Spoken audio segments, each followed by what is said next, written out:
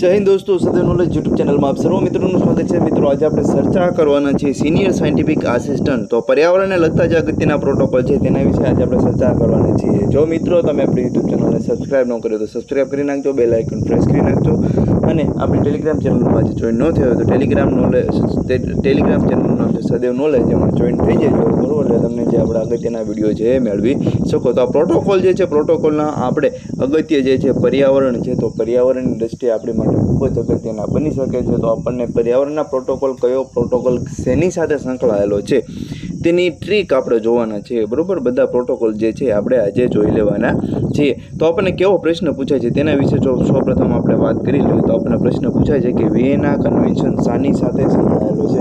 તો આપણને ખબર હોવી જોઈએ કે વિયેના કન્વેન્શન જે છે ઓઝોન લેયર સાથે સંકળાયેલો છે।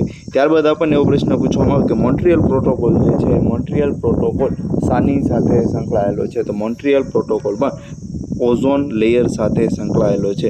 ત્યારબાદ તો કે કિગાલી અમેન્ડમેન્ટ જે છે શાની સાથે સંકળાયેલો છે? ઓઝોન લેયર સાથે સંકળાયેલો છે। તો આવા પ્રશ્ન જ્યારે આપણને પૂછવામાં આવે ત્યારે તો કે એની ટ્રીક વિશે જો વાત કરવામાં આવે તો આપણે જે છે યાદ રાખવાનું છે કે ઓઝોન કી વીમો તમે યાદ રાખી નાખજો, એટલે તમને ક્યારેય પણ ઓઝોન લેયર સાથે સંકળાયેલા પ્રોટોકોલ જે છે એ ક્યારેય તમને ભૂલાય છે નહીં। તો ઓઝોન કી વીમો જે છે એમાં તમારે શું યાદ રાખવાનું છે? તો કે ઓઝોન કી વીમો જે છે એ ઓઝોન કી વીમોમાં તમારે જે છે એ યાદ રાખવાનું છે કે ઓઝોન કી વીમો જે છે એમાં તમારે ઓઝોન તો કે ઓઝોન લેયર સાથે સંકળાયેલા કી એટલે શું? તો કે કિગાલી અમેન્ડમેન્ટ, વી એટલે તો કે વિયેના કન્વેન્શન અને મો એટલે મોન્ટ્રીયલ પ્રોટોકોલ। તો ત્રણે ત્રણ જે છે એ ઓઝોન લેયર સાથે સંકળાયેલા અગત્યના પ્રોટોકોલ બની શકે છે।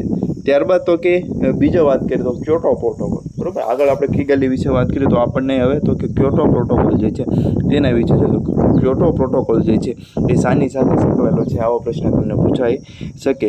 ત્યારબાદ તમને શું પૂછાઈ શકે? તો કે પેરિસ એગ્રીમેન્ટ શાની સાથે સંકળાયેલો છે બરાબર। તો આપણે શું કરવાનું છે? તો કે અહીં આપણે યાદ રાખવાનું છે તો કે ગ્રીન ક્યોપી તો કે ગ્રીન ક્યોપી જે છે તમે યાદ રાખશો એટલે ગ્રીન હાઉસ વાયુ જે છે એ તો ક્યો એટલે ક્યોટો પ્રોટોકોલ અને પી એટલે પેરિસ એગ્રીમેન્ટ। તો આટલું તમે યાદ રાખશો તો તમને એવો પ્રશ્ન પૂછવામાં આવે કે પેરિસ એગ્રીમેન્ટ છે એ શાની સાથે સંકળાયેલો છે? તો આપણને ખબર હોવી જોઈએ કે ગ્રીન હાઉસ ગેસ, ગ્રીન ક્યોપી, એટલે ત્યાંથી તમે યાદ રાખી શકો છો। ત્યારબાદ તો કે સ્ટોકહોમ કન્વેન્શન જે છે એ શાની સાથે સંકળાયેલો છે? તો કે પોલ્યુશન સાથે સંકળાયેલો છે। ત્યારબાદ તો કે બેઝલ કન્વેન્શન જે છે શાની સાથે સંકળાયેલો છે? તો કે પોલ્યુશન સાથે સંકળાયેલો છે। ત્યારબાદ રોટરડેમ કન્વેન્શન શાની સાથે સંકળાયેલો છે? મિનામાટા કન્વેન્શન। તો કે આવા તમને જુદા જુદા કન્વેન્શન પરીક્ષામાં પૂછવામાં આવે તો આવા પ્રશ્ન જે છે એ જો તમને પૂછાય તો એમાં તો કે તમારે યાદ રાખવાનું જે શોર્ટકટ જે છે શું છે? તો કે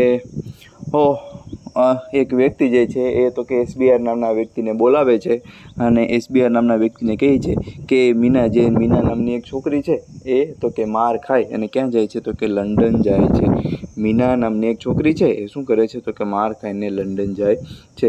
તો આપણે પહેલેથી યાદ રાખવાનું છે કે પોલ્યુશન સાથે સંકળાયેલા પ્રોટોકોલ જે છે એસબીઆર, મીના માર ખાઈને લંડન જાય છે, એટલું યાદ રાખશો। એટલે એસ તો કે સ્ટોકહોમ કન્વેન્શન, બી એટલે બેઝલ કન્વેન્શન, આર એટલે રોટરડેમ કન્વેન્શન, મીના એટલે મિનામાટા કન્વેન્શન બરાબર। આ કન્વેન્શન શેની સાથે સંકળાયેલા છે, તેમાં શેના વિશે ચર્ચા કરવામાં આવેલી છે એ બધી આપણે ક્યારેક ટાઈમ મળશે બરાબર, સિલેબસ આવી જાય પછી જો આપણને જરૂર લાગે તો એમાં જોઈશું, પણ બેઝિક કન્સેપ્ટ જે છે એ તમને ક્લિયર હોવા જોઈએ। પછી તો કે માર એટલે મિનામાટા, પછી તો કે લંડન એટલે લંડન ડમ્પિંગ અને મારપોલ બરાબર। આ માર એટલે મારપોલ, આ મીના એટલે મિનામાટા કન્વેન્શન બરાબર। ફરી આપણે જોઈ લઈએ કે એસ એટલે સ્ટોકહોમ, બી એટલે બેઝલ, આર એટલે રોટરડેમ, મીના એટલે મિનામાટા, માર એટલે મારપોલ અને લંડન એટલે લંડન ડમ્પિંગ। તો આ બધા કન્વેન્શન જે છે એ પોલ્યુશન સાથે સંકળાયેલા પ્રોટોકોલ છે બરાબર। તો અહીં તમને એવો પ્રશ્ન પૂછવામાં આવે કે મિનામાટા કન્વેન્શન શાની સાથે સંકળાયેલું છે? તો મિનામાટા કન્વેન્શન જે છે એ પોલ્યુશન સાથે સંકળાયેલું છે બરાબર। તો આવો પ્રશ્ન જો તમને પૂછાય તો તમને 1 માર્ક અહીંથી મળી શકે છે। ત્યારબાદ તો કે કાર્ટેઝીના પ્રોટોકોલ, તો નીચેનામાંથી કાર્ટેઝીના પ્રોટોકોલ શાની સાથે સંકળાયેલો છે? તો કાર્ટેઝીના પ્રોટોકોલ છે જૈવ વિવિધતા સાથે સંકળાયેલો છે। પછી તો કે નાગોયા પ્રોટોકોલ જે છે શેની સાથે? તો કે જૈવ વિવિધતા સાથે સંકળાયેલો છે। તો એની માટે પણ આપણી પાસે એક સ્ટ્રીક જે છે એ સ્ટ્રીકમાં શું છે કે બાયોકારના બોન્ડ, બાયોકારના બોન્ડ. તો કે બાયો એટલે તો કે બાયોલોજિકલ ડાયવર્સિટી, બરાબર. બાયોલોજિકલ ડાયવર્સિટી એટલે કે જૈવ વિવિધતા, બરાબર. કાર એટલે કાર્ટેજીના પ્રોટોકોલ, ના એટલે નાગોયા પ્રોટોકોલ, બોન્ડ એટલે બોન્ડ કન્વેન્શન. અને આ જે છે એચી ટાર્ગેટ એક છે, તો કે એચી ટાર્ગેટ શાની સાથે સંકળાયેલો છે? તો એચી ટાર્ગેટ જે છે એ જૈવ વિવિધતા સાથે સંકળાયેલો છે. તો કે ચારે ચાર સ્ટીક તમે યાદ રાખી નાખશો એટલે તમને જે છે આ બધા કન્વેન્શન તમને તરત જ યાદ આવી જશે. તો આ તમારે શું કરવાનું છે? તો કે આ બધા કન્વેન્શન તમારે યાદ રાખવાના છે, બરાબર. તો કે બાયોકારના બોન્ડ એટલે બાયોલોજિકલ ડાયવર્સિટી, કાર્ટેજીના, નાગોયા પ્રોટોકોલ, બોન્ડ ને એચી ટાર્ગેટ થઈ ગયું, બરાબર. ત્યારબાદ જે છે એ તો કે પોલ્યુશન માટે તો કે હવે હોય મીના SBR મીના માર ખાઈને લંડન ગઈ, બરાબર. સ્ટોકહોમ, બેઝલ, રોટરડેમ, મીના, મારપોલ ને લંડન કન્વેન્શન, આ બધા કન્વેન્શન તો કે પોલ્યુશન સાથે સંકળાયેલા છે. ત્યારબાદ તો કે ગ્રીન હાઉસ વાયુ સાથે તો કે ગ્રીન કોપી તો કે પ્રોટોકોલ અને પેરિસ એગ્રીમેન્ટ. અને છેલ્લો છે ઓઝોન વાયુ, તો ઓઝોન કી વીમો. તો ઓઝોન કી વીમો જે છે એ તો કે ઓઝોન વાયુ, કિગાલી એગ્રીમેન્ટ, વિયેના કન્વેન્શન અને મોન્ટ્રીયલ પ્રોટોકોલ જે છે એ તો કે ગ્રીન હાઉસ ઓઝોન વાયુ સાથે સંકળાયેલા છે. તો આવી રીતે તમને જ્યારે પણ પ્રશ્ન આવો અમેન્ડમેન્ટ અથવા તો પ્રોટોકોલનો પૂછવામાં આવે તો સિનિયર સાયન્ટિફિક માટે આ જે છે અગત્યના પ્રોટોકોલ આપણે કેવા હોય તો કહી શકીએ.